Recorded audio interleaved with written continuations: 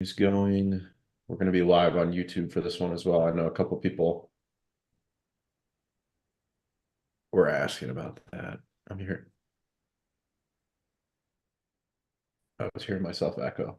All right. OBS is going. We got the Threadcast. I see Andersino, Tokenized Society. I see Agunade Michael. I don't know if I'm saying that right. Welcome, everybody. Vic Ban. Yeah, we weren't live yet. So you guys are saying you can hear me now. We just went live. We are officially live. Um, I saw Task in the audience, but I think he dropped out. Probably didn't know if we were fully live yet. Yeah. Yeah, I think he was Yeah, he I was think he there, but was. he wasn't anymore. Was there? And actually, I kind of want to open with something, and I just stumbled upon this while doing some reading on X. Wait, I'm hearing myself. Did something happen? Is the space gonna crash? I don't think it's gonna Guys crash. I in the can't hear you audience, though. One second. can you give me a thumbs up if you can hear me? All Maybe right, join I us. can hear you. MC I can Cat hear you now. Master. Okay, perfect. Okay. Yeah, I got a We're good. weird. It was just seemed like it went out for a second. Okay. Yeah, so I was just doing some research, or well, some reading on marketing on X, and I found something pretty on point. And this guy is not missing underscore, and he says crypto is amazing. The tech is revolutionary, and the products being built can change the world. But if we don't have anyone to show it to, then is it really that great? A great product is nothing without the user. So focus on marketing. And I think this is one of the mistakes that a lot of companies in Web3 make. So you wait to have a great product, and then you say, okay, I'm ready to market this amazing product. And then you find yourself in a place where everyone else is marketing while building, and then they have an edge or a head start on you. So we know a few friend companies that did this, and yeah, I think your approach to this call is great. So we are now going to build the marketing in public to get the feedback from the users, and at the same time to inform the community what we're doing. So pretty good. Yeah, I think the approach to marketing is interesting because it kind of, everyone has their own way of doing it.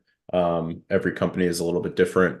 I've definitely been a more product driven person. So, I tend to focus more on product than on marketing. Because I do think that having a good product is I believe that having a good product is one of the best forms of marketing that you can have. When you have a great product that people really enjoy using, it kind of sells itself in many ways. That being said, you do still need to position yourself in front of your target audience, and I believe that combining good marketing with a great product is a great approach to growth in general, in many ways. So this format is meant to be like what Eric and I would normally do in like a private meeting, to discuss, the current marketing strategies, the current growth. And I don't even really necessarily want to call them like marketing strategies. I'd rather call them like growth strategies because, I think marketing does kind of have some baggage as a term. But growth is much more focused on like, growing the monthly active users. So this space, this format is really meant for us to discuss how are we going to grow the monthly active users. That is we're not going to talk about the normal topics of what we might talk about in like an AMA, for example. Instead, we're going to focus particularly on growth.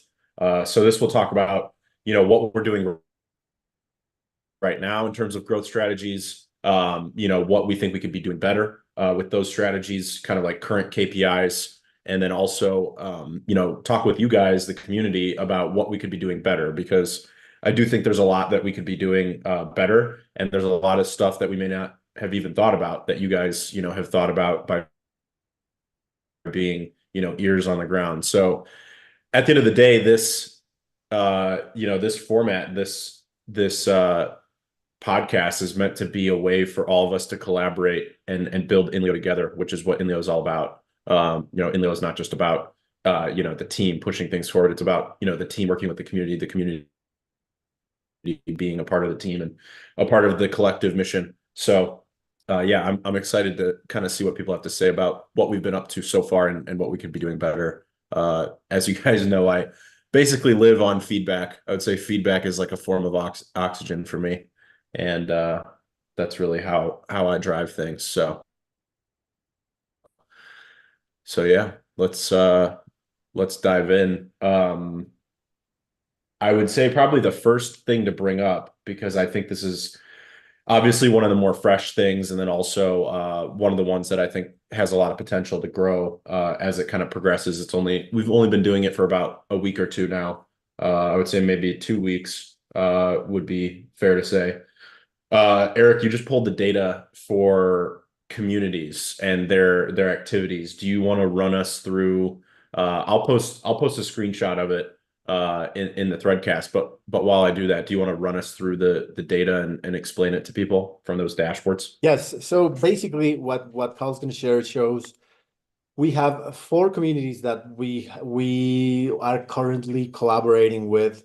They have a Leo Power delegation, and they can encourage and incentivize their users to use the platform, the INLEO platform, instead of any other front end, to post their daily or their weekly articles related to these communities. So we have the Send, the Hive Run, Humanitas, and Loving Hive communities. These 4 communities are actively encouraging their member base to use INLEO. So the basics are that if we have data from April, May, and June, and most of these communities have, well, not most. Send has in total 93 users. Hybron has 54 users. Humanitas has 106, and Loving Hive has 200 users over the past 3 months.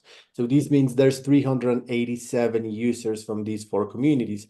Of course, they could be shared, and they could have it doesn't mean that they only post in these communities. It just means that they are active members. So what this means is that Hive right now has 3,500 active content creators. So around 12% of these creators are part of these 4 communities. So what we're focusing is in growing these communities and empowering the leaders so that INLEO gets a stronger core user base and that we can grow through them. So what it basically says on the right, we have 3 tables: April, May, and June. And you can see that April has 621 total users, posts. May has 776, and June, which is only halfway through, has 449. So what we can infer here is that if things continue to be on this road, there will be around 900, probably 1,000 posts created in these communities. So this is our approach, and this is actually what we want these communities to see, that not only we are helping them reward their users, but the overall Hive user base will see, oh, these communities are getting more active, they are getting more engagement, and they are getting more rewards, so I'm going to use them. And while INLEO grows through these communities, INLEO powers these communities to grow themselves. So if you compare this, for example, between April, the Send community had 284 posts in total. And in May, that I think we started at the end of May, the Send community had 404 posts. So this is probably like a 35% growth, maybe even more. And right now, the Send community has 190 posts, and it's not even half the month. So we can assume that that number is going to grow even more. So that's in terms of the amount of posts in total. But if you look at the INLEO column on each of these months, April, May, and June, you will see that on April, we had a total of 102 authors creating posts on INLEO. But if you check out May, there's 366 total posts, and June already has 313. So this means that we're almost at the top that we had in May, and it's June 13. So we can assume that we're going to break that record by far. How does this translate to our goals? The amount of users from these communities is growing, that are using INLEO is growing, and also the amount of activity in these communities is growing. So we can clearly see that there's a huge correlation between INLEO's growth with the growth of these communities. So we can safely assume, and we can safely say, that these collaborations are working wonders for both sides. And I do know that we have to include the Bro token and the Bro community. I think that the movies community as well, because the mods are part of both communities. So we'll add these two to this table once we arrange the delegations with these communities. But this looks incredible. Like, if you just analyze the growth that INLEO had in terms of activity from these communities and how these communities grew compared to May and April, this is just pretty bullish. And this is just 4 communities. There's probably around 150 main communities on Hive. So this is just the beginning. Yeah, this is really good data. I really like the way you put this, you formatted this and put it into a dashboard. It's very readable, and I mean, the second I open it, I can see I can see exactly how much growth we're seeing from these communities in terms of their usage on the INLEO UI. So, like you said, there was essentially a tripling in the usage of INLEO from April to May.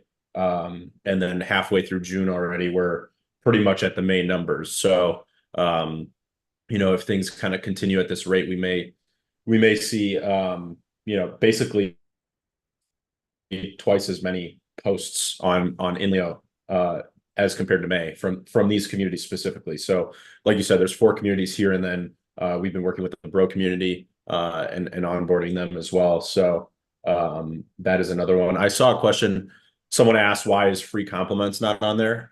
This is specifically communities that we have onboarded with delegations. So this is like a specific outreach to communities that weren't already, kind of having a heavy presence on INLEO. So it's just certain specific communities in this particular category. This is not all the communities on INLEO.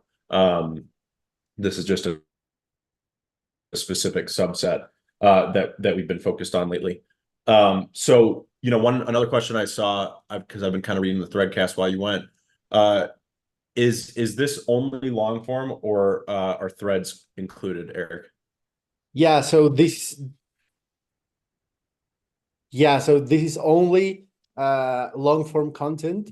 I have to pull the data on threads. It's a little bit trickier because it's a different database, and you have to filter from around 300,000 lines of database instead of just 3,000. So I'm going to get that probably in the next couple of hours. But threads is a different cook right now. This is only long form posts. Yeah.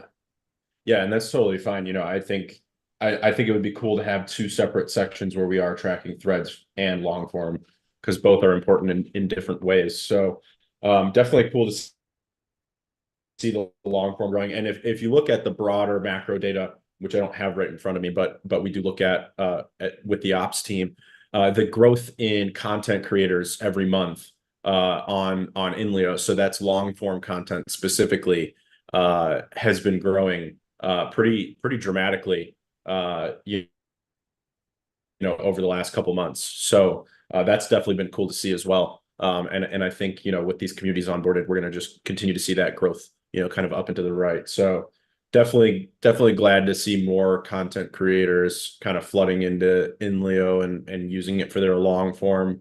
Um, we've made some upgrades to the long form experience lately, and there are more on the way as well. So you'll see that long form is becoming a focus once again, for us in many different aspects. So I do think it's been lacking on INLEO just because of, I do think there's a psychological shift that happened when two things happened. One was that we went from the Leo Finance, blogging centric platform to the Project Blank UI. So you guys will remember that last May we adopted the Project Blank UI. And that made us, Threads first, blogging second, because Threads were the homepage. So I think a psychological thing happened where people thought that long form no longer mattered on this platform, which is not the case. It's meant to encompass everything. So I think there was that. And then I think another thing that happened was the shift from Leo Finance to INLEO. I think there's still a lot of people and I saw something actually on Threads earlier today. I think there's a lot of people that are still kind of focused on INLEO as like a crypto finance platform, and you can't post to other communities. There's still a lot of people who don't know that when we made that change, now you can post to any community, and it doesn't have to just be crypto and finance in order to earn Leo tokens. Now to earn Leo, you just have to use Leo.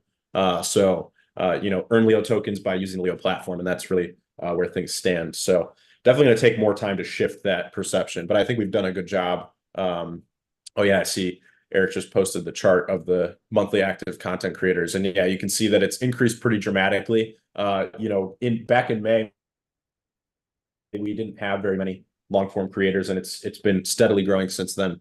So I think the shift to focusing on other communities as well is going to be, a big growth factor for us.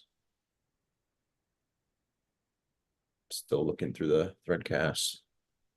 Yeah, definitely. And one thing that we have seen, of course, is that yes, long form content creators are like the amount of content creators is growing, the amount of threads creators is a little bit stagnant, but that doesn't mean that it's not that the results are not positive. It just means that we had a lacking in content creators, in long form content creators and in Leo, and now we are catching up with Threads, and that's why Threads hasn't been growing so much, because there's only so many Hive users that we can actually attract or capture, and that means that we actually have to also focus on the outside, which we have been, but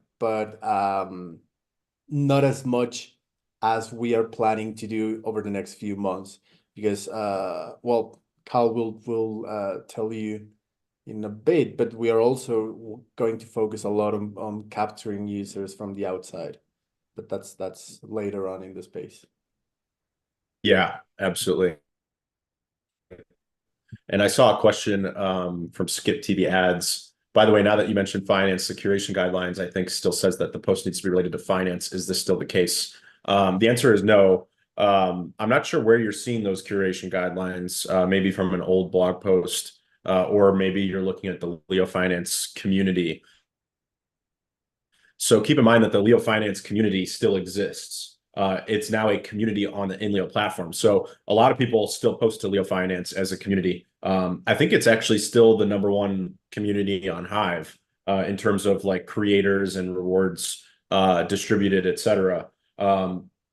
So Leo Finance is still a thing. It's not going anywhere. It's a community underneath the broader banner of INLEO. So, INLEO is the platform. Leo Finance is one of the communities on it. And like I said, one of the biggest communities, maybe the largest.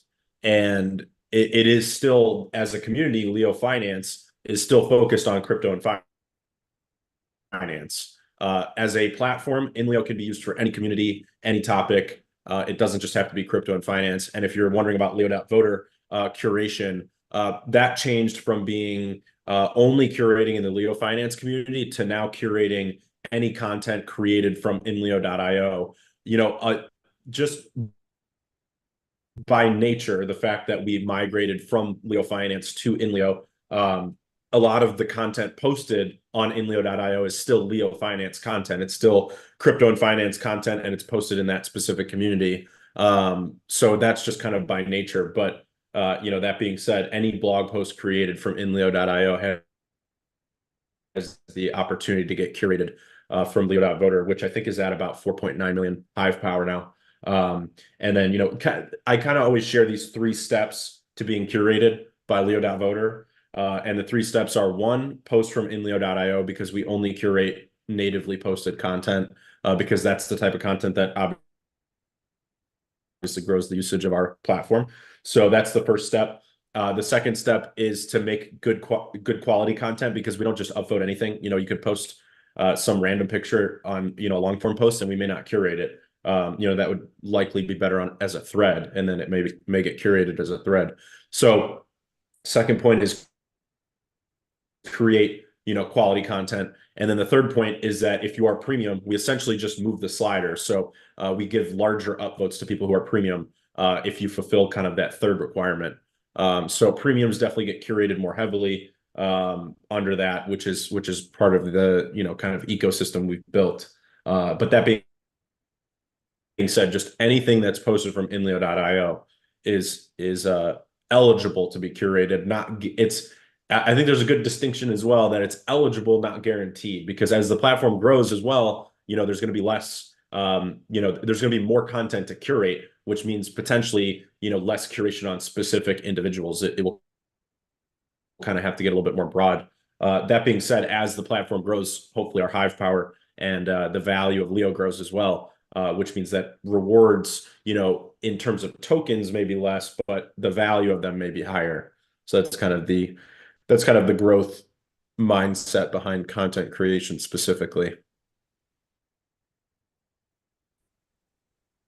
Yeah, and I always try to share this with anyone who is in the Hive ecosystem and is familiar with how the dynamics of curation and content rewards function. But in general, people think that, oh, well, this is just my thesis, but the reward pool, the reward pool allocation, you would think that it encourages users to not share what Hive is, because if you share what Hive is and the user base grows, then you are basically competing against each other for the same reward pool. So with a short-term mindset, you would think, oh, I'm just gonna get less rewards, and that's just not good for me. I would rather not have more people just competing with me for these votes. But if you think about it in the long run, if we have more users get more, we have potential more investors, and the token goes up in price. And then if the token goes up in price, the inflation is fixed. So that means that the same amount of Leo and Hive gets printed every day, but that amount of tokens is worth more. So yes, short term, you might think, oh, I'm just competing with more people. But in the long term, the value of your account and the value of your votes, your curation rewards, and your rewards in general will probably stay the same or even grow to be more, just because there's more investors and more stakeholders of the token. So don't be tempted to fall into that fallacy of thinking that more content creators equals less rewards for you. So that's just a recommendation. Don't fall for that. That's a lie. Yeah, growth fixes a lot of problems. It also is very beneficial for the platform at large, and the fact that rewards are given in Leo tokens is a huge point, because Leo, if you believe that the value capture mechanisms of Leo are properly built, which obviously is a big focus for us, then the more users we get, the more value that Leo captures. And that's essentially the design of it all, right? Is that you get more monthly active users, and as you get more users, more values captured, whether they're becoming premium, whether they generate more engagement on the site, which leads to more ad revenue, whether they potentially use Leo Dex or any of the Leo bridges, and all of that generates value as well, or they pool Leo, or any other number of activities that they can do within the Leo ecosystem that generate value back to Leo token. Stakeen said higher Hive price indeed gives higher dollar reward, right? Yeah, when you post on INLEO, you earn both Hive and Leo. And it's the only, if you post anything on Hive, the only way to earn both Hive and Leo is to use INLEO.io. So that's kind of why we push it so much. But yeah, when the Hive price goes up, the dollar value of post rewards increases, for the Hive side of rewards. And the same phenomenon is true for Leo rewards, where if the price of Leo goes up, then the dollar value of the rewards goes up as well. So they both work like that. So definitely a good thing when you have a bull market, it's definitely a good thing because then you get both sides going up, and up numbers are fun. Yeah. I saw a question from Anderson. Yeah. So how many Power Lions have subbed for 1 year? There is currently 9. This is not like this is just from the past 6-7 days. Of course, my expectations are that at least 50 to 100 Lions subscribe. But of course, now that people know this exists, there might they might need 2 to 3 months to just save the 100 HBD to actually get the yearly subscription. But that also brings an idea, Carl. Maybe we could make a huge contest and give out not monthly premium, but yearly premium. I don't know how would that, well, like we would have to run the numbers, because of course, instead of rewarding 10 people with 1 monthly premium subscription, we would just be rewarding 1 person. So we'd have to run the numbers on this and see, for example, if we gave away 5 yearly subscriptions, how many new users we would get, how many existing users would join. Maybe we can add some requirements to do some X activity or marketing, or bring an outside user to Hive to increase the total user base, so that Hive goes from 3,500 to, I don't know, 4,000, and in Leo goes from 1,500 to 2,000, something like that. I don't know, something to look at, but it sounds pretty interesting to give away yearly subscriptions, because that also Hive has one thing, the retention metrics are not great, not only for Hive as a blockchain, but also some dApps have that. INLEO has a good retention, some good retention numbers, but giving premium to a user pretty much guarantees that the user will stay for at least 1 year. Yeah, I'm not a huge fan of the yearly premium idea. And my reasons would be that when you gift someone 1 month, and I'm still, even now, like, I think sometimes we give out too many monthly premiums. But when you give someone a yearly premium, I mean, you're basically turning them into a non-customer for a year, which, in some cases can work well, but in other cases, what you're doing is you're almost like double dipping into your existing audience, where that person is probably likely to pay for premium on their own at some point in 12 months, whether they do it for a month or a year, or a few months. So I keep getting so many phone calls, and it keeps dropping my audio out. I saw Taskmaster say that I was fading in and out. So let me know if you can hear me. But yeah, it's, Yeah, now I can. now we're good. So yeah, it's, I'm not against giving out a few yearly subscriptions here and there, but I do think that they should be stringently given out. And I think that we should definitely have, specific criteria to who gets them. Perhaps focused more on external users that have been like recently onboarded, as opposed to current INLEO users, which I know, as you guys are in the audience right now, already INLEO users, that might not sound like a great thing. But I would worry that we're double dipping into the current user pool a little bit too much. because we already have a pretty limited customer base if you think about it for premium. Being that we're at around 1,300 monthly active users right now, we definitely need to be careful about double dipping into that user base, which is why I actually have grown a little bit more stringent when it comes to gifting premiums to people. I still do it, here and there, but definitely not as aggressively as I once was. And if you're a regular user of the platform, I actually am a little bit less inclined to give you the gift of premium. Um, and like I said, it's just because you don't want to double dip into the limited customer base that you already have. It would be like if you owned like a grocery store and you have a customer base of your local town, right? And like you don't have very many outside customers. You get a few here and there. But then you give, a bunch of your local customers, discounts, like continuously give them discounts, even though you're also the only grocery store in town. So it's not like they're going to go to a different grocery store if you don't give them that discount. If you see what I mean, it it is a good thing to gift premium, and I like the idea of it, especially in the monthly format, because it gives people like a trial period. It's like, okay, I get to try. So that's why one of the things I tend to look for when I gift someone premium is I look to see if they've ever been premium before.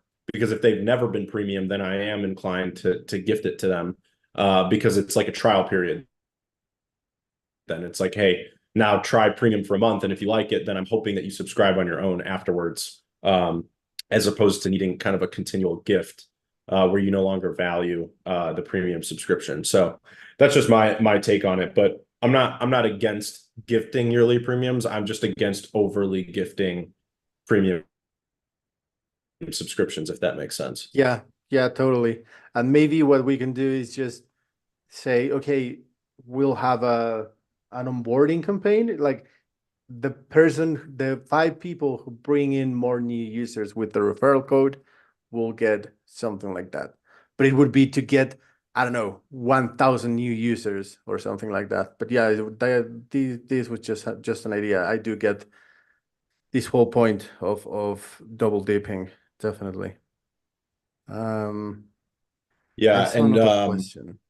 and on the topic of gifting yearly, one thing that I've been thinking about, and I think I mentioned this in an AMA or maybe last Wednesday or something, is so maybe you guys noticed this, but I have a Whoop. It's like a health and fitness band, and if you gift a year to someone, because it costs like, I don't know how much it costs, $40 a month or something. If you gift a year of Whoop to somebody, you get 1 month of a free subscription. So like basically, and I just gifted one recently to someone for a year. So when I did that, I got basically 30 days added to my membership for free. So it gave me 1 month on mine for free, in exchange for gifting it out to somebody else for a year. So I actually, when I did that, I thought that this is a really good idea.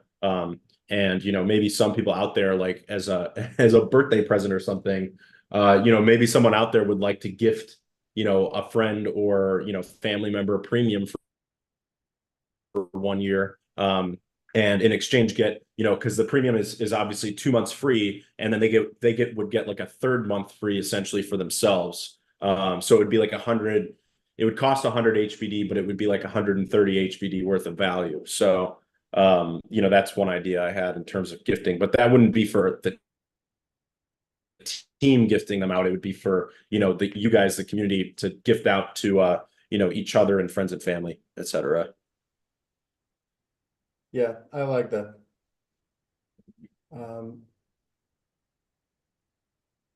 Stekin or Stekene asked, is marketing rather aimed at Hive people or at general crypto people or at Web2 people?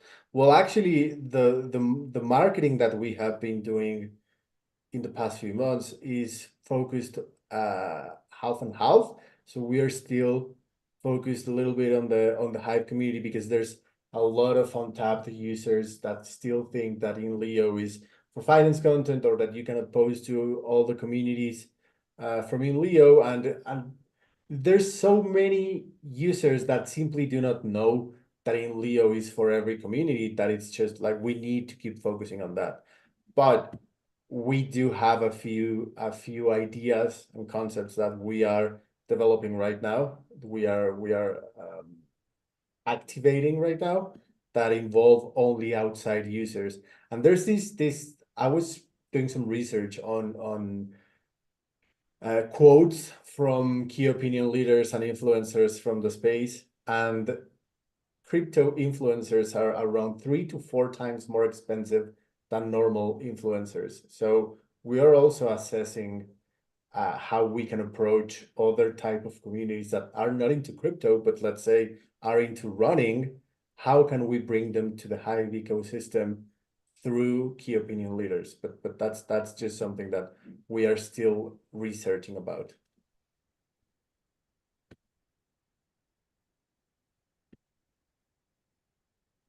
Absolutely. Andersino said, where can we find people like Taskmaster and make them come here? Taskmaster responded with, there isn't enough insanity out there. Yeah, it would be great to have a couple more Taskmasters with their thousands of threads every few days activity.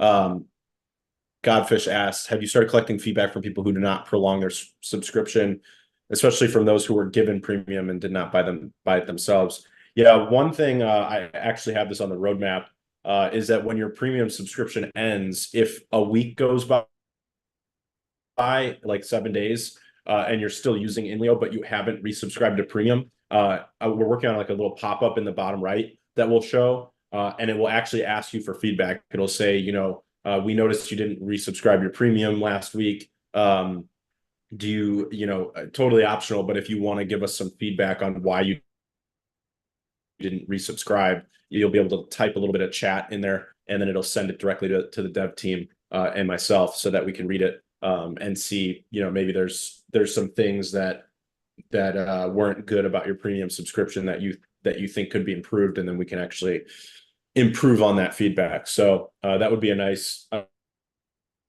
kind of built-in feedback loop that we are going to work on at some point. But yeah, I mean, I've collected a couple more questions as we've gone, and I just have them open an extra tab. But I want to keep this a little bit balanced with Q&A and discussing data and topics and whatnot. So in terms of other strategies, and we've kind of talked a lot so far about what we're doing internally on Hive, because I still consider Hive to be internal marketing. So we've spoken a lot about what we're doing internally. What are we doing externally? What are we doing in terms of outward facing strategies for growth? I'll lead, and Eric, you can jump in as much as you want. I'll lead with talking about Chain Chatter. Obviously that's fresh since we just did it yesterday. But Chain Chatter to me has gotten really fun and engaging. I really enjoy them. Yesterday we had some really, really good engagement numbers. I think we had like 400 people live in the space on X. So probably one of our biggest Chain Chatters to date. We had a lot of people, a lot of heavy hitters in the Thorchain and Maya and Chainflip ecosystem, that cross-chain ecosystem. We had a lot of them jump in. Obviously JP Thor, who is one of the original founders of Thorchain, he was in for a little while. I saw Orion from Nine Realms, who's one of the lead devs currently for Thorchain. That was in the space as well, and then obviously a bunch of other heavy hitters, including our guests, who are pretty well known in that arena.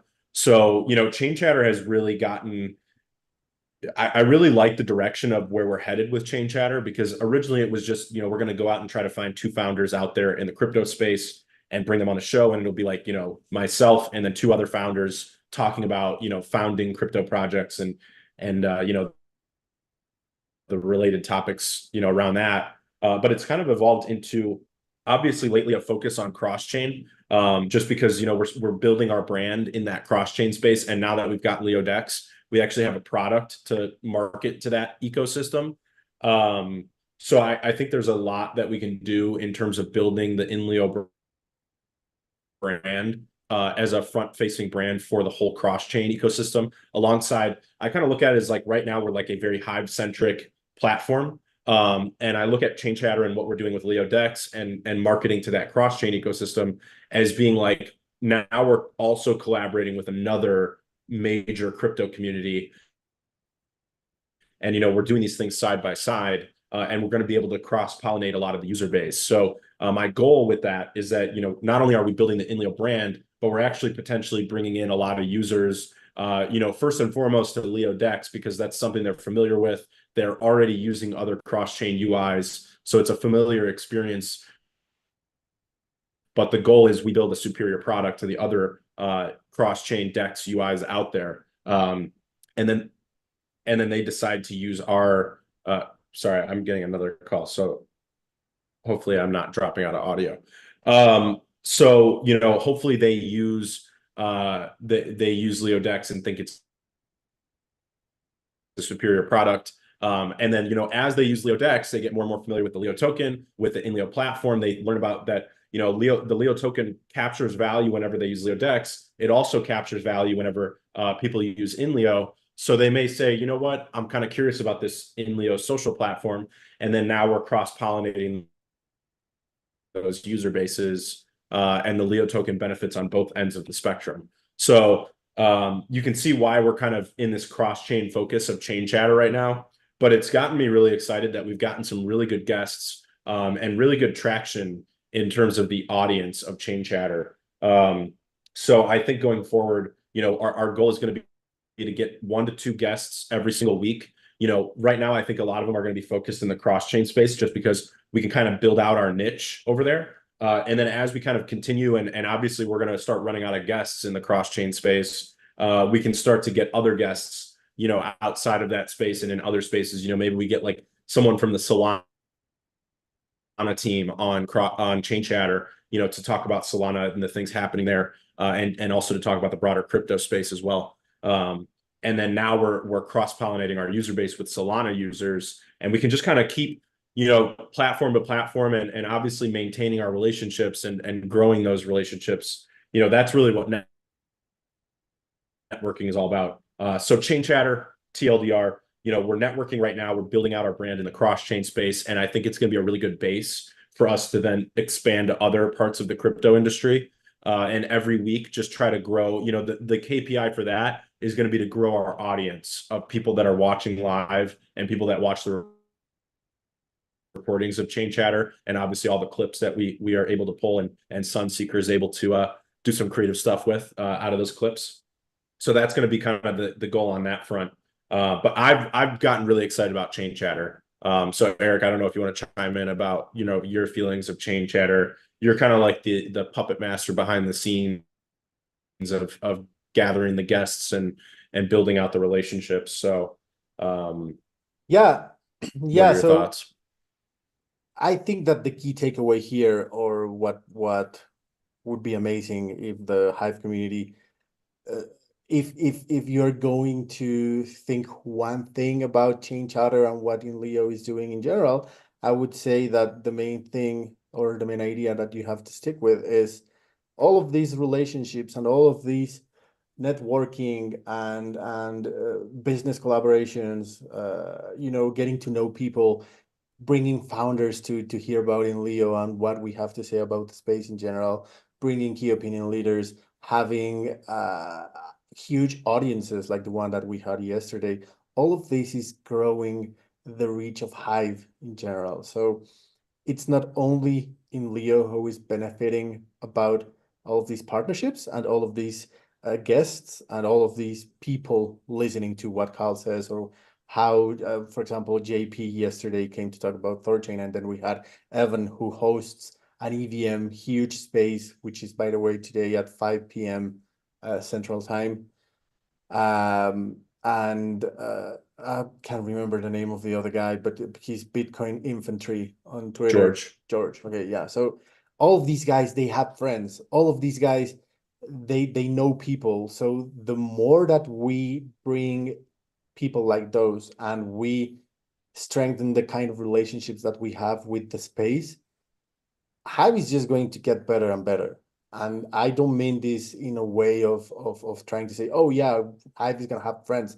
Of course, it's nice to have friends, but also if people know about the Hive blockchain, which arguably not a lot of people know about, there's this lack of awareness of what even Hive is, because we haven't done any marketing in years, or arguably since the inception of the chain. So if there's like I said, if there's one key takeaway that anyone can get from this, is that all of this is helping Hive get more awareness and more reach in general. So I'm pretty excited, and just like Carl said, that he gets pretty excited about Chain Chatter.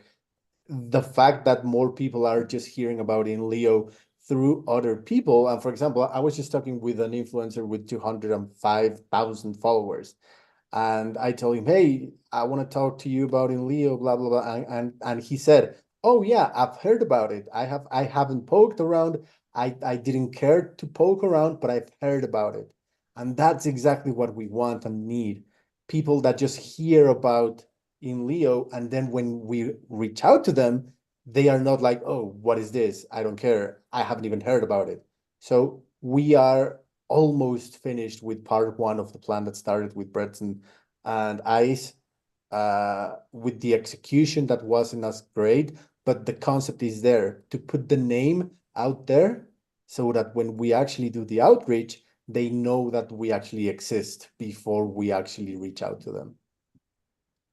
Yeah, there's some law of marketing. I don't know it, word for word off the top of my head, but the first step is getting your brand, the name of your brand, the logo of your brand in front of the potential, customer.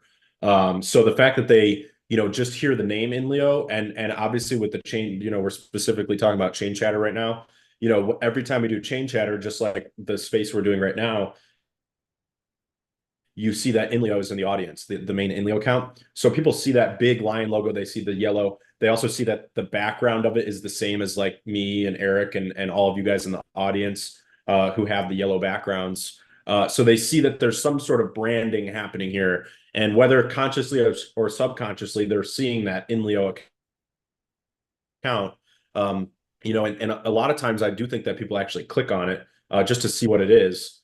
So, I think, what Eric just mentioned, that like there's a lot of people out there who definitely have seen INLEO and they look at it and they're like, oh, Web3 social platform, cool. And then they just keep using X. Like they're just, they see it, but they're not really that interested to keep poking around. So, it gets logged somewhere in the back of their mind, and then they keep on about their day. But that's like the first step. And then the second step is like, okay, I keep seeing this INLEO name. Well, and maybe I should learn what this is about. Maybe I go to inleo.io and I see, oh wow, this is, it looks like Web3 Twitter, and people are earning dollars. And maybe they either sign up or maybe they just say, huh, that's pretty cool. And then they close it, and then, they move on about their day. But over time, you keep putting your brand in front of them, and the people who are, curious enough will start to kind of dig in and learn more. So I think it's important to kind of keep pushing the brand in front of the right audience. And the more that we can get brand recognition, I think that has a powerful impact in general. Yeah, And yeah. on the breads and ice thing, I think that was a really good thing for us, because while we didn't see a lot of like actual user traction, we got really good feedback from breads and ice and people that they tried to onboard, and like issues that they had and things like that. So I do think it was an experiment, and it wasn't a failed experiment. It yielded certain results about what we should change and fix going forward, which are actually things that we have, changed and fixed since then, including, some improvements to the onboarding process, the sign up screen you guys have noticed changed, a bunch of things like that.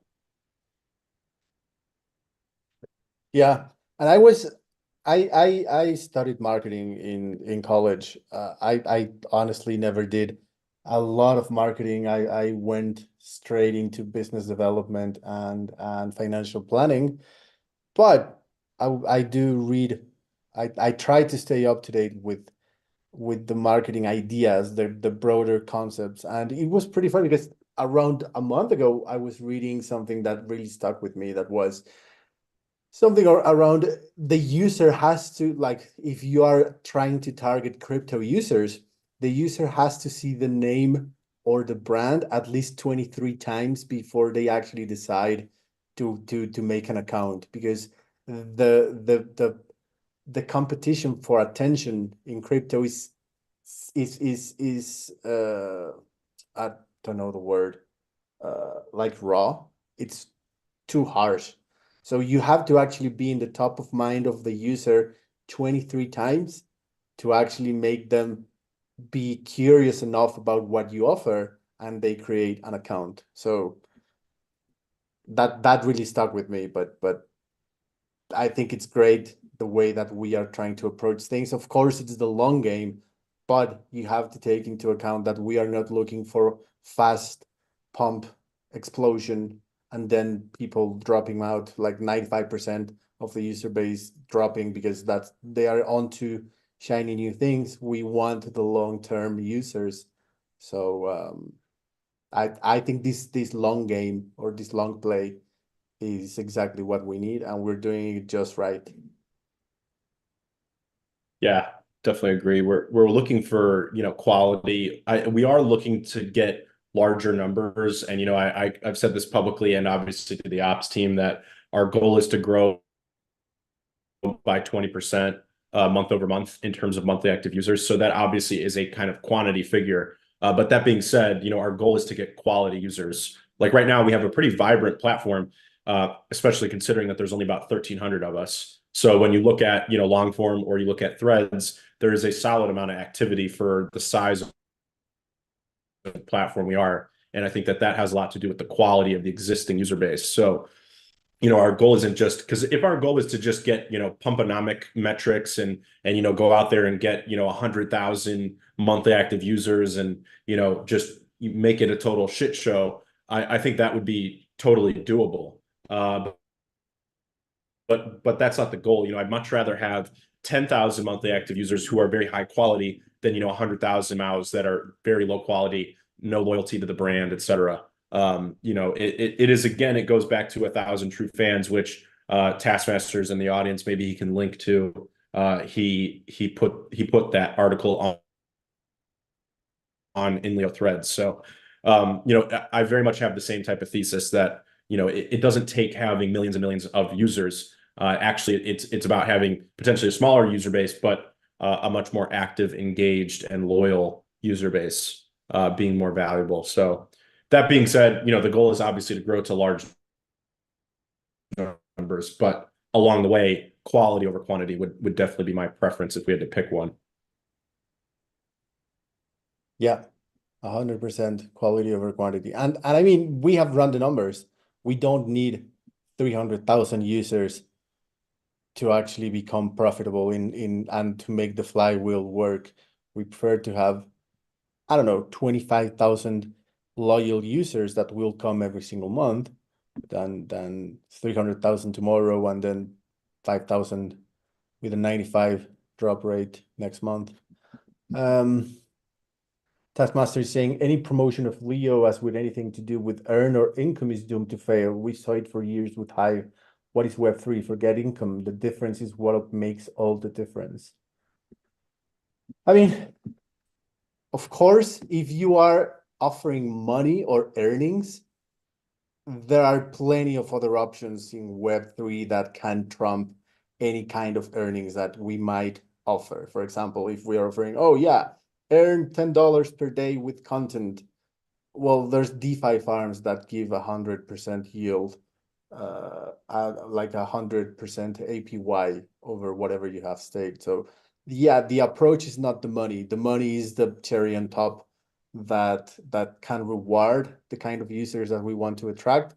There are like everyone's an influencer now. Everyone has a camera. Everyone can write blog posts, and even your grandma is trying to go viral. So the need and the wants of becoming a content creator are there. We just need to find the way to attract these people and these potential users so that they come and check out INLEO and what we have to offer, and then tell them, oh, and on top of that, you can earn some crypto so you can, I don't know, get away from the system or have a rainy day fund, whatever. But the main attraction is not the money. Yes, you're totally right, Taskmaster.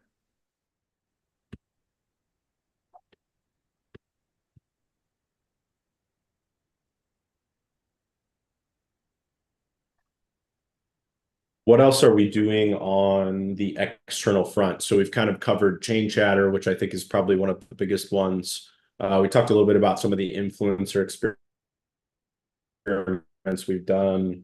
And I do think that there's going to be more, I know that, Eric and I have been chatting privately about, finding the next, round of influencers and, so based on some feedback of, working with Breads and Ice, taking that feedback and using it for the future. So I know that that's kind of coming as well, but what are some other external things that we're doing as a team to capture a wider external audience, Eric? Do you want to talk a little bit about how we're reaching out to key opinion leaders or not yet? I think not yet for that one. We've kind of talked about it a little bit that we're using feedback from how we did it before, and we have a new approach now. But until we have some materialization on that front, I think we should hold off on the specifics of it.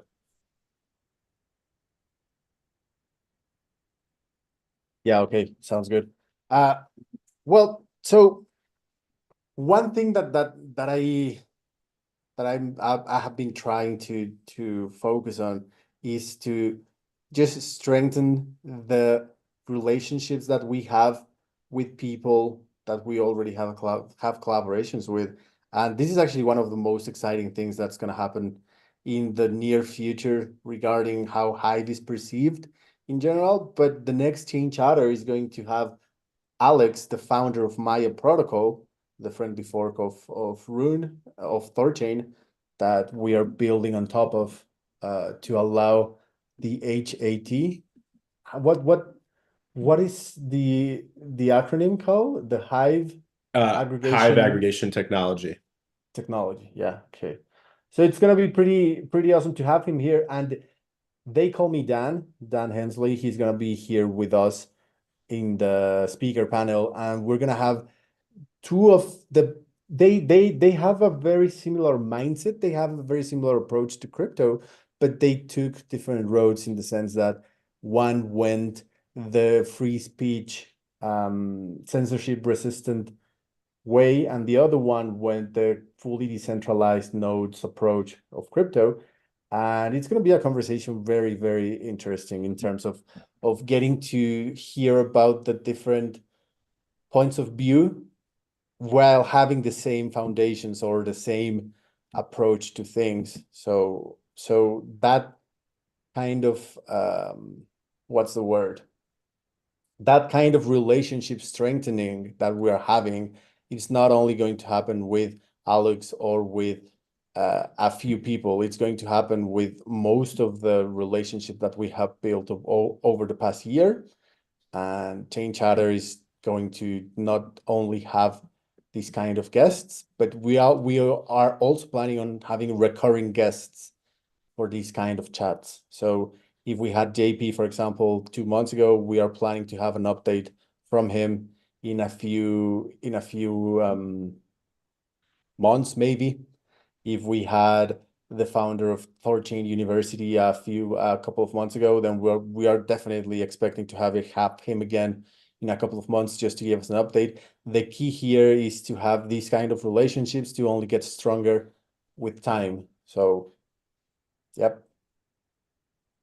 I think that's the main approach that we're having with these partnerships and collaborations to make them strong. We don't need 25.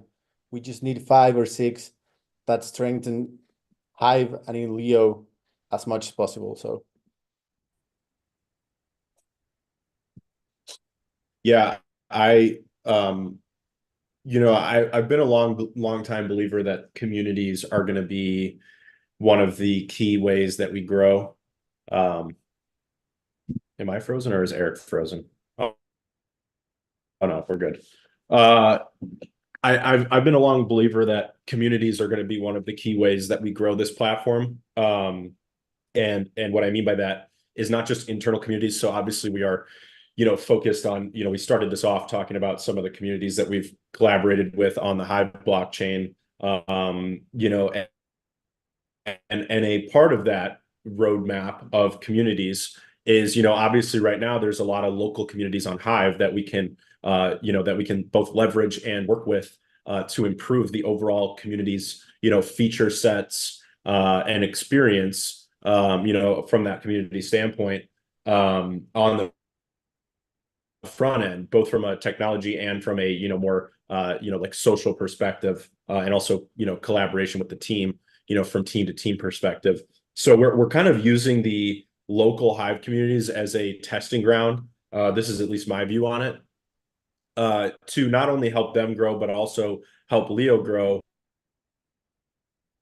on the Hive blockchain. But I think what we're really doing in the long run is building a framework to then take to external communities who are not on Hive, who we can onboard and work with to help them grow their community and obviously become a part of INLEO and the Hive blockchain through our platform. So, you know, Sunseeker has already sent me a ton of feedback that she's gotten related to the community's pages and features, and in terms of what can be improved from a technological standpoint and user experience standpoint. So, myself and the team are looking at that information and trying to figure out how we can make communities even better and really improve the UI for it. Because, like I said, I'm a believer that communities is actually going to be one of the key onboarding mechanisms to getting new users. If you really think about it, and Eric is working really closely with the Thorchain University team right now, who have thousands of monthly active users. If you really think about it, getting 1, 2, 3, 4, 5, key communities onboarded to INLEO could literally take us to tens of thousands of monthly active users just by focusing on those communities and onboarding them. So, I think communities are a very, very, what's the word I'm looking for? They're a very levered approach to growth, in my opinion, where the input and output are very mismatched. So, with the same amount of input that you would have to onboard, 1 to 10 users, you could onboard 1 to 10 community leaders from an external community, and focus on helping those community leaders get onboarded. And then they bring along their entire community. And now you get 1,000 users for the same amount of input that you would have onboarding 1 to 10, just users on their own. So I think communities are going to be a really big focus. And obviously we started this out talking about, Hive communities and the things we're doing with them on INLEO already. But I think going forward, there's going to be a big focus on external communities and onboarding them as well. And some things I think on the roadmap to making that happen, we need to improve the technology of the community's pages and community's features. We need to work on the format of how we approach these communities in terms of what are we doing for them, what expected outcomes can they hope to achieve, things like that. And I like I said, I think working with the Hive communities is giving us a good framework for that. So those are kind of 2 key points on the communities front. So I would say a goal for me and that I have for the team is let's say by the end of July, can we get 1 major external community onboarded into the INLEO platform? So again, by the end of July, can we get 1 major external community onboarded? And I would say a way to measure that would be, at least 100 monthly active users in that specific community. So, and we call that major because it's major relative to the current size of INLEO and Hive. But 100 users is very tiny.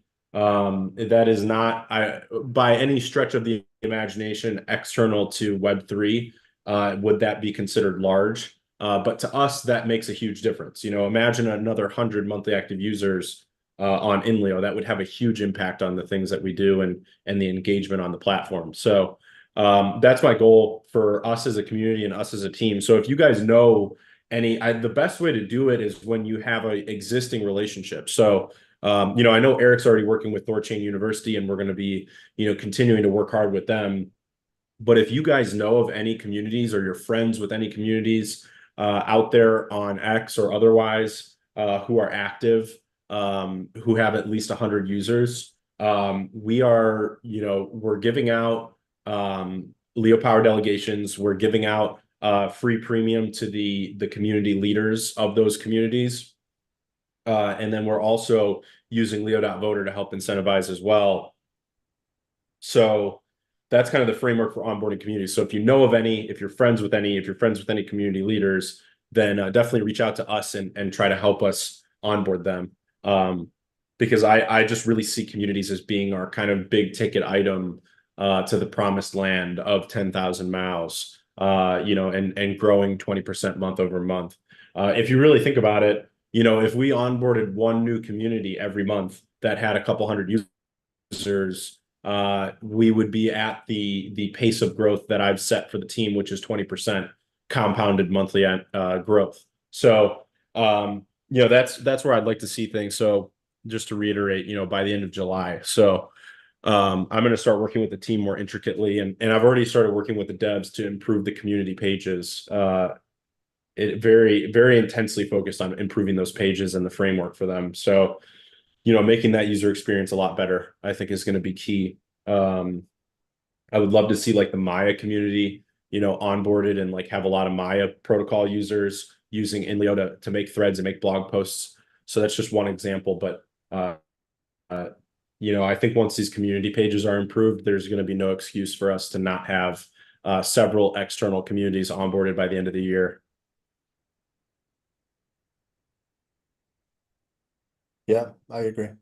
And with the Thorchain University deal almost done, but yeah, it's all it takes is one or two big communities to change how things are going right now. And it's not that they're going bad, but getting 3,000 new users for Hive and INLEO, it's just life changing or year changing, so to speak. So Vince is saying that's a good start to get into INLEO. At least 100 users will be good to be in INLEO. Yes, exactly. Like Carl said, we are a small community, so any kind of impact in the hundreds of users is going to bring in 25% more activity, 30% more general activity in terms of posts, threads, engagements, etc. So, yeah. And self-help for trolls. I know you live in Japan, I think. So good night, probably. It's like 2 a.m. for you right now. Good morning, probably. So he's saying if we had an auto what the hell is happening? If we had an auto translate checkbox in settings, I could probably onboard a lot more Japanese and Mandarin speakers. And you probably read my mind, self-help for trolls. I actually suggested this to Carl about Chinese probably 2 days ago. But yeah, that would be amazing. Do you speak Chinese by any chance? If you do, can you please drop a comment in the thread past telling us if you do? Because if you do, Yeah. there's there's a mission for you. Yeah. Eric, it is funny because Eric was telling me that over DMs because I've been a little resistant to translation on the UI. Part of the reason is because I don't want to slow down the UI, but if there was a demand for it, I would definitely push to find a way to do it without hampering the UI for other users. And I do have a couple ideas since Eric and I talked of how to do it without being too heavy of a component. So yeah, I do think it's a good idea from Eric. If we can get the right, it's kind of like with a lot of things, and I'm sure Taskmaster is going to reverberate this. If you guys can show me that there's enough desire for something, then I will, change the priorities of the roadmap accordingly. So Yeah, I see Self-Help for Trolls said he speaks both Japanese and Mandarin. And Eric had just talked the other day to me about onboarding different communities and needing kind of a translator to do that. So maybe you guys should connect and make something happen. Let's go. I didn't know that you spoke Chinese. Let's go. Oh, and Japanese as well. So that means that we could actually kill two birds with one stone. Although I don't know how big the community, the Japanese community is on Hive, but I'm pretty sure that there's an untapped market right there. So yeah. Definitely. Definitely. Yeah, we do. And Sunseeker is doing this with the Spanish community right now. So, definitely open to doing that with the Mandarin and Japanese communities if we can find the roadmap to make it happen. So somehow you guys should connect and talk about what to do, and then I'll back you up with the translation features on the UI when you're ready. Yeah. Yeah. Let's go. Let's go. So we're coming up on an hour and 10 minutes. I've pulled up some questions while we've been going this whole time in extra tabs. So I think we've pretty much covered everything. Like I said, on the external front, I really want to shift towards, getting more initiatives with Chain Chatter, obviously growing that, growing the external communities that we onboard. I think is going to be really important. So these are some focus points, I think, for us as a team. The community stuff, I think there's focus right now on the development side. So that's kind of in my, the ball's in my court on that, to really improve the community's UI. And while I focus on that, you guys should try to build some relationships with external communities and bring them to us and bring them to Eric and try to figure out what we can do to incentivize the leadership of those communities to get onboarded to Leo and bring their communities with them. So that's going to be a focus as well. What else did I have on the external front? Obviously, with Leo Decks, we're going to be really continuing to focus on marketing to the Maya community and the cross-chain community. Tapsetcher said, will this call be every Thursday? Yes, it will be every Thursday. I want to start doing these because, Eric and I could have meetings in private and talk about these same ideas, but I do think that talking to you guys about them is definitely a valuable thing to do and a good way to bounce ideas and involve you. Like I said, I'm already, looking for ways to involve you guys in how we grow the platform. And one of them is that if you guys know community leaders, or, maybe you can start building relationships with external communities out there, on X being probably one of the best examples. That's a great way for us to grow. It expands the capabilities of what we can achieve as a team and as a community by working together. So, yeah, I do want to do these every Thursday. And like I said, the format is kind of like, in the beginning of the call, we'll talk about the data and, kind of give a snapshot of where things are at compared to where they were, in the week prior. So we'll talk about hopefully the growth that we're seeing week to week. And then we'll talk about, the initiatives that we're currently doing. Then we'll talk about initiatives that we can potentially do, that we should possibly put more focus to, and then just overall feedback on all of that. And then, in these last couple minutes, take, and we'll probably do this every week, but let's start now. Taking just kind of rapid fire questions that I've picked out of the Threadcast. So I'll ask these and then either answer them or throw them over to Eric before we jump off. So, yeah, I'm just making sure I've got everybody out there. But Ahmad Manga said, if you made the Arabic experience good on INLEO, I might onboard my Arab friends too. Arabic is a left to right language, so I assume it's difficult. But if Facebook and Twitter did it, it could be done. Yeah, I mean, again, if there is demand for a feature like translation or otherwise, then I am open to, shifting priorities and making it happen. So Ahmad Manga, if you can reach out to Eric, I'd say the best way to reach out to him over Discord DMs or whatever. But I would say the best thing that you could do is give us a little bit of data on what you think you can bring in terms of users, in terms of monthly active users, like, try to give a number if you can. And in terms of creators, because that will help us determine, what we can do in terms of support and delegations and adding features and whatnot. So yeah, whether it's Arabic, whether it's Mandarin, whether it's Japanese, bring it all on, reach out to Eric and let's see what we can do in terms of onboarding those communities. Tass said marketing 101 and he posted a picture of a hot chick. And yeah, that is sex sells. It always has. So yeah, I mean, and that's the thing. Maybe you guys maybe one of you knows a hot chick out there and you can onboard her as a key opinion leader on INLEO and have her bring her whole community. Or maybe that needs to wait for only Leos. Godfish said it's about the news feed. So he said this when we were talking about, bringing people to the platform. He said it's about the news feed. You enter and you see people talking about the weather in a random country or wishing good morning. I showed threads to two of my friends and they did not find it worth the few cents you could earn for sharing a few things a day. I mean, I think some people will think this way. I think others may not. It just really depends at the end of the day on who you're trying to onboard. That being said, I do think that I've always said content filtering and really improving on that front is going to be a great way to kind of make progress in terms of onboarding more people. Is that first of all, we need better content and we need more content. Taskmaster has been a big push for that. Doing so will then lead to obviously, being more attractive to the outside world and then us adding better content filters. So I think that will help. I've been double posting 10% of my posts to Instagram and Facebook.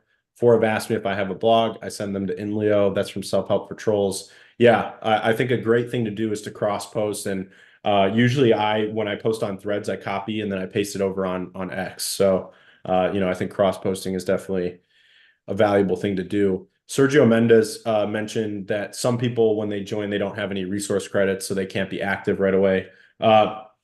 Actually, our team is working on this right now. This is currently the next feature we're adding from the roadmap is resource credit delegations to newly onboarded accounts. And then we're adding actually variable delegations so that as new users are onboarded, if they start running out of resource credits, we'll actually delegate more to them. And then if they go inactive for more than 3 months, we'll take back the resource credit delegation. And then on top of that, we also will track the Hive power that they're earning because, obviously by being active on threads and in blog posts, they'll be earning Hive power. And then over time, hopefully they earn enough Hive power to no longer need our resource credit delegation. And then our bot will automatically pull it back so that we can, I've called it the dynamic resource credit pool. And really the idea behind it is, giving the people that need resource credits when they need them and then pulling them back when they don't need them so that we can maintain, a stable, healthy pool that can constantly, expand and bring in new users. So I would say by Monday, that's going to be live for newly onboarded users. So yeah, that's actually being tested right now, but it might already be live. I actually don't know. I got to check this morning. But like I said, it'll be for sure by Monday. Stakeen said, I like these threadcasts and that you're organizing more of them should help spread the word. I agree. I think threadcasts are really cool because they're really engaging, one-on-one live. I really enjoy it. And I know Taskmaster's got some ideas for threadcasts. He's running one today about, current news events. So if you look at the top of your screen and you see the cat icon, you can jump in there and do some news posting. I can see that someone asked about Skate. She was a great content creator back in 2018, 19, and probably 2020, and then she stopped being active on Hive because of some sort of disagreement, and she left, and now she's very active on X. She's got a very big follower base on YouTube as well, and he's asking about bringing her back. Here it is. Oh yeah, Sergio Mendes. What about trying to bring Skate back? I remember she kind of started here. Yeah, she started here on Hive. But I mean, once I have realized that once people say they're done with the Hive ecosystem, it's hard to bring them back. I think that our focus should be to get new users and to show them that how many things there are to do on INLEO, because and I think I cannot be more vocal about this. We are an app that has probably 10 times more features than any other crypto app in general, with threads, with communities, with polls, blockchain polls, etc., etc. So we just need to showcase what we have and what we offer, and it's going to be a piece of cake, but we need to be more vocal about it. Um, Self-help for trolls. Yeah, and when we have and Three Speak Shorts and also long form posting, Three Speak videos from INLEO is coming hopefully also by Monday. I think it'll be definitely easier to get creators back, whether they've been here before or not at all, who create primarily video content. So yeah, I used to really like her content on Hive. I did a couple interviews with her too on her YouTube channel over the years. So yeah, I think she was a good creator. And I think a lot of people get shunned away from Hive because of politics and downvotes and whatnot. And I do think that INLEO has done a pretty good job of sticking away from the Hive politics and kind of staying outside of that spectrum as much as we can. So I do think that that is generally a good thing.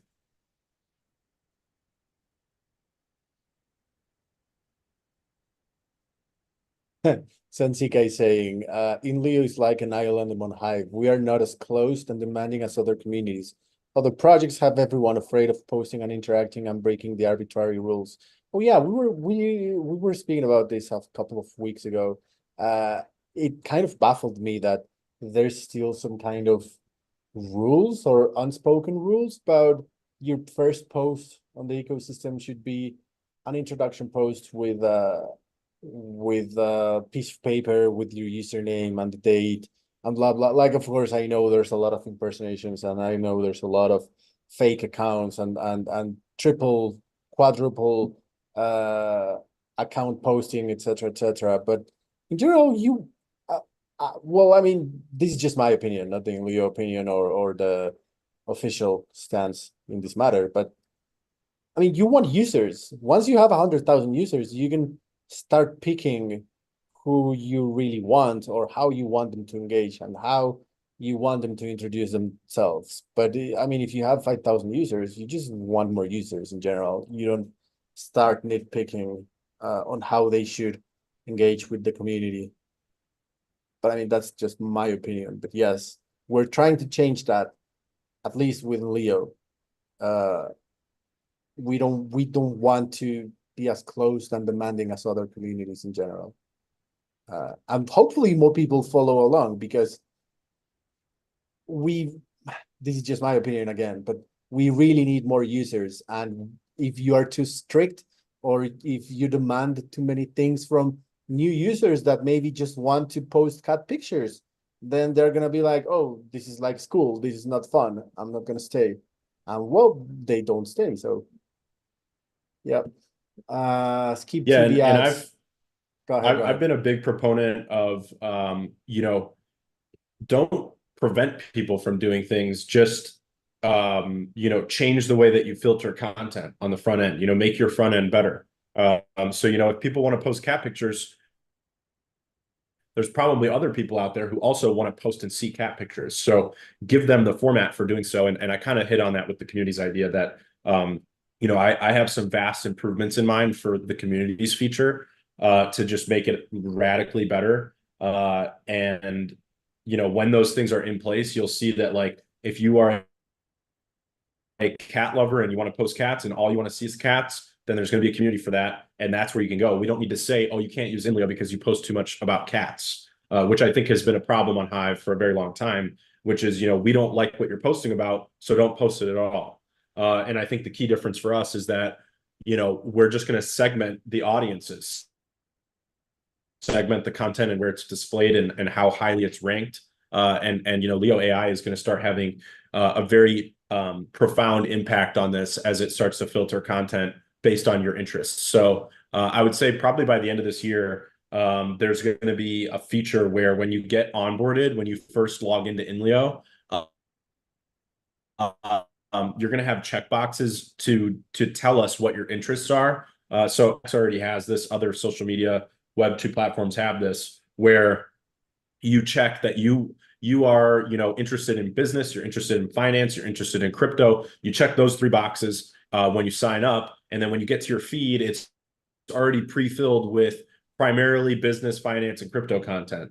Or maybe when you come in, you say, I like, animals, I like, technology, and I like reading books. And now when you log in, your feed looks, feels a lot more tuned to those specific topics. And this is all going to be driven by LEOAI. So it's something I've wanted to do for a very long time.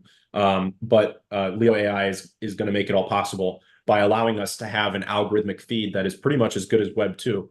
I've talked about this years in the past, that one of the key downsides of building, a startup for social media is that we don't have billions of dollars and thousands of developers to build an algorithm to show people content that's based on their interests. Well, over the years, as technology has developed and the LLMs have emerged, now we actually do have the ability to build an algorithm to show people content based on their interests, thanks to the proliferation of LLMs and the development of them. So this is like a new piece of technology that I think is going to have a really profound impact on Leo's growth and the quality and filtering of content in general. So like I said, LEOAI is already trained on all the threads data. It's being trained on all the data on Hive as well. It's also generalized.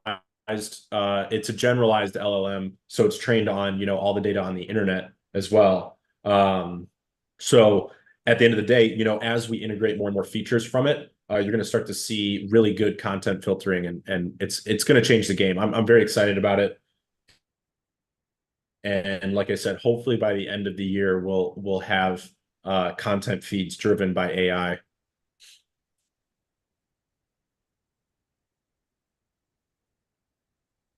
Um, Taskmaster, when not safe for work tag, filter it out so Nifty can post more freely.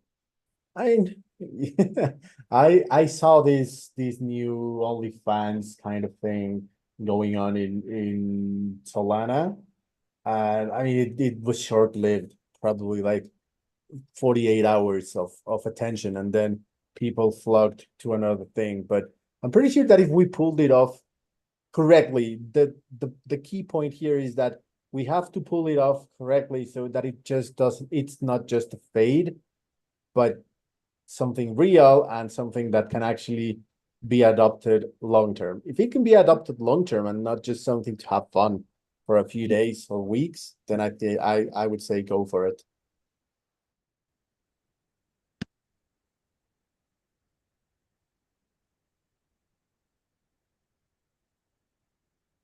Yeah, I think for the um, NSFW stuff, we're gonna have really good AI filtering on that. So if you want NSFW, you're gonna have to go deep in the settings to enable it.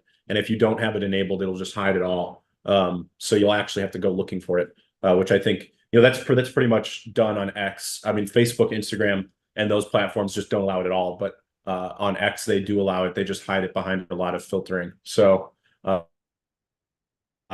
probably end up doing the same thing. And with Leo subscriptions, which is kind of around the corner, I think probably by August, we'll have Leo subscriptions live. And I foresee a lot of different use cases. Like someone like Taskmaster is obviously like a key example for me that I continue to use. That his blog posts, like he'll privatize, maybe the top 1% of his blog posts, and then you'll have to be a subscriber of Task in order to see those. And then we obviously have the running joke about Nifty and feet picks. But I actually do think that there may be some NSFW use cases for Leo subscriptions. Obviously, it just has to be done away. So we'll see. Like I said, AI filtering on all that stuff, and we have to make it very essentially locked down. Like you have to go looking for it. So we're not going to just advertise it on the homepage, obviously. That's too bad. Ooh. Uh, Task had a marketing idea. Once LEOAI is live, do a universal trial like Tesla where anyone can use it for a month, open it up, give people a taste, and then close it down and require payment after that. Yeah, I think we'll likely do something like that, especially because in the early stages anyways, we're going to need a lot of testers to improve the AI features. So I would say most likely we'll allow everyone to do AI stuff for like 1 to 2 months while we fine tune and tweak everything. And then from that point forward, it'll be a premium only to do anything AI related.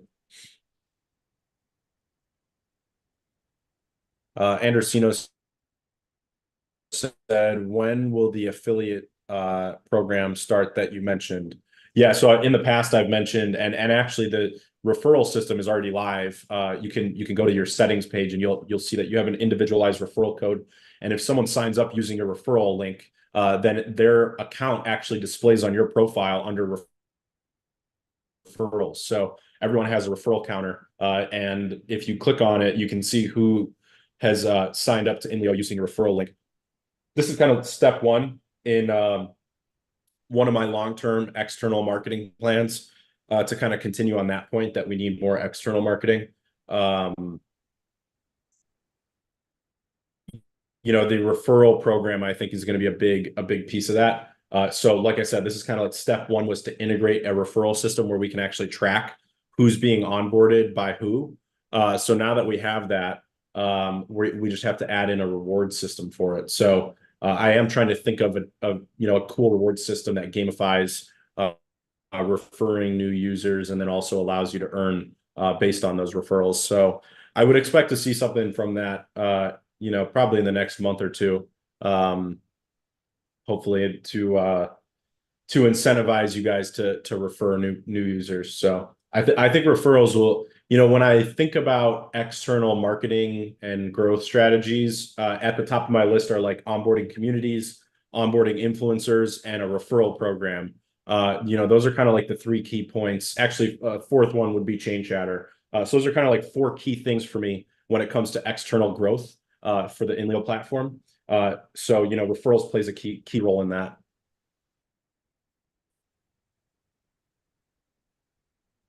Ahmad Manga said, how close is Leo.voter to critical mass that it might not be able to curate everyone? Specifically, he was talking about premium.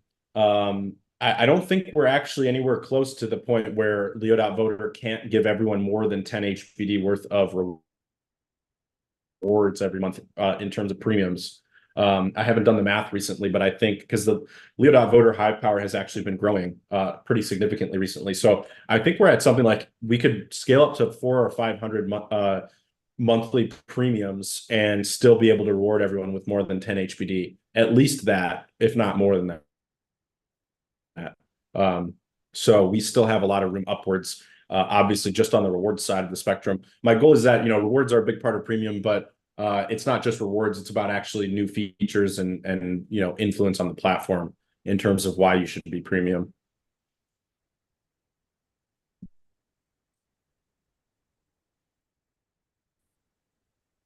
Tass said Threadcasts are a pillar of Leo. It's something we need to be experimenting with. I agree. I've been trying to do a lot more Threadcasts. Hopefully you guys have noticed. We did a Threadcast for Mondays with Maya on Monday. Actually, I've done a Threadcast every single day of the week now that I think about it.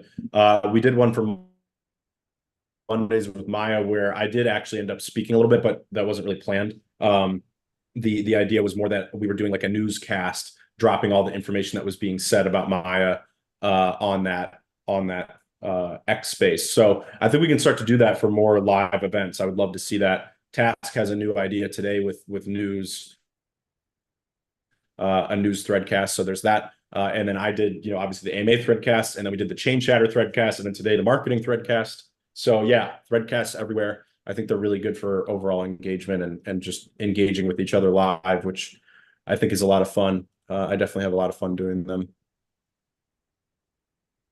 You know what would be a great idea to have like Saturday casts or something like that, where you can just share like, I don't know, let's just say that you're going to a wedding. So you just start your own threadcast and just pick dump or photo dump everything that happens in the wedding or everything that catches your attention in the wedding. And like you basically just threadcast your experience in the wedding. I don't know, imagine that you get some votes and some engagement and some whatever for it. Or you're just going to, I don't know, a football game. Then you just take pictures and update the threadcast as the game goes on. I don't know, it sounds like a good use case. I agree. I think there's a lot of use cases. I did a threadcast, if you guys remember, for the Super Bowl. I obviously didn't play in the Super Bowl. I just did a threadcast for it, and we shared, the scores. A lot of us were talking about the commercials that were going on, the halftime show. So that was a pretty big threadcast. So yeah, I mean, there's plenty of live events like that. And for all you non-Americans, when football threadcasts. Now I'm going to start asking you guys when. Indeed. Indeed, when. The news threadcast calls for tag filters. Nobody really cares about news on anything from everywhere. Yeah, I mean, you always could use tags. It's up to you guys to use the tags, like easily someone could co-opt the crypto tag. And like right now I see it's like the number 5 trending tags, and put crypto news in there. So, I mean, the tools are in place. You just got to make use of them. I do think that tags within Threadcast is a pretty cool idea. So I'll add it to my roadmap feedback list. Actually, what I do is I bookmark it and put it in my feedback folder. Great use case for bookmarks if you're a premium user.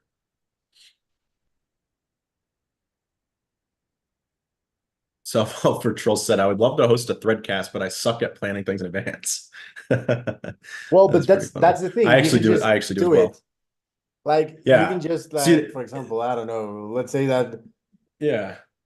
yeah, like it's just like, what's the word? Improvisation. Like It's low let's just say that you get invited right now. stakes. Like there's nothing, you've got nothing to lose. Exactly. Exactly. Very low stakes. No one's going to yell at you if you have a thread cast and only 5 threads end up showing up. No one's going to yell at you about that. Yeah, F1. I am an F1 fan. More so recently. I know a little bit about it. I'm not. It's definitely like one of those really fast growing things in America, but obviously has already been big worldwide. So I've been getting more and more into F1. So maybe I'll start doing F1 threadcasts. Skip TV if you wanna co-host those with me. There's a race next weekend in Barcelona. So yeah, should start doing that. Maybe I'll fly to Barcelona and live stream it on the threadcast. Just kidding. But no, we should do a threadcast for F1 events. That's a really cool idea. And one of the things on the roadmap is a threadcast calendar. So I do want to work on that as well. You can just, Self-help for Troll said, maybe I'll go to the shittiest Tokyo clubs and threadcast about dude, it. It's think funny. about it. I have no idea how Tokyo looks. Like I have no idea how Japanese culture Right. is. Like a threadcast about Japanese culture, and you just take normal pictures of whatever is outside your house, whatever is outside the place you ate today, or the bus stop. Like everything, literally everything is new for me. So I would be incredibly interested in just like looking at what happens in Japan. Like it might be just too Right. mundane for you, but for me it would be amazing. So I Yeah. don't know. Daily life threadcasts sound good. Yeah. Sound Well, and I mean that makes me think about the the shorts feature and making a short directly on INLEO, being able to hit record and publish it directly from a thread, not having to like go through a whole uploading process, but being able to just on the fly, make a short, a 15-second video of you in, the middle of Tokyo and like showing the bus stops and showing all that stuff. I think that's going to be a huge use case for threads, going forward. And I know that that's been talked about a lot by Taskmaster and others. Um, So yeah, and Taskmaster just mentioned Cal will be doing a pickleball threadcast. Yeah, I mean, I actually was at the US Open pickleball tournament. I think it was like 2 months ago, down in Naples, Florida. So yeah, I mean, could have easily done a threadcast live stream of that tournament. So there's so many things that could be done with threadcasts and with video. I think when we add video, it's going to definitely add another layer of engagement. Another thing coming to Threadcast is going to be the ability to pin, for the author of the Threadcast to pin stuff at the top. So you'll be able to like pin a video or pin a live stream link. For example, like for this, we could pin the X Space and YouTube links at the top of the Threadcast so that if you guys jumped out or something, you can find it really easily. Yeah, really curious. Yeah, so Self Help Patrol said he's going to kill it on shorts. So yeah, definitely curious to see people's use case of shorts. How many threadcasts can fit at the top of the page? Taskmaster asked. I mean, we've obviously never even gotten close, but I think 50. I mean, I haven't, we've never even gotten close to the limit. So I really don't know. I would say probably pushing 50, though. It's more of a UI thing at that point. You'll just have to be scrolling through them. So I think at that point, if we start seeing more than like 5 to 10 a day, we should probably look into adding some filters for threadcasts so that people can say like, show me threadcasts about XYZ topics, etc. So um, yeah. Tokenized Society earlier said one of the things hindering growth was instability um, and growing pain. And the product is a lot more stable now. So I believe we're back on the right course. I hope we focus on bringing new features without compromising stability and uptime. Yeah, that is the focus. And actually, with the weekly dev meetings that we do, I actually remind the devs every day as well. We are back to adding new features. We took like a 2 month hiatus and focused solely on bugs. Now that we're back adding features, I've been reminding them every time we add something, be ready and be here for the next couple hours after we release a feature so that we can immediately fix any bugs that get found so we can keep the user experience as stable as possible. So yeah, it is definitely a focus to retain a stable UI while still innovating. Innovation just naturally is going to break things. I can't say that the UI is going to be perfect all the time. If we want to keep pushing new features, we're going to have to accept that some level of instability is going to happen. The goal is just to minimize that as much as possible. So I'm going to continue to work on minimizing that while we add new features. Yeah, I like that. And But yeah, I think we've pretty Taskmaster saying Leo much. shorts will be a huge boost.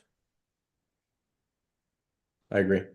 Huge boost. I'm excited to use them. I'll definitely start using them to show you guys more of like day-to-day type of stuff. Possibly like some dev meetings and development stuff, and then also just lifestyle stuff. I'll definitely start using them more. I'm sure Nifty's got some good pantless content and feet content for you guys as well. But yeah, I think we're caught up with all the questions. And we've been on this for almost 2 hours now. So Eric, any closing thoughts before we let everyone go? And then obviously we'll meet next Thursday and track with data all the growth in the past week. But any closing thoughts growth wise? No, not really. I think we went through all of it. Probably just I'm just really excited about Leo shorts.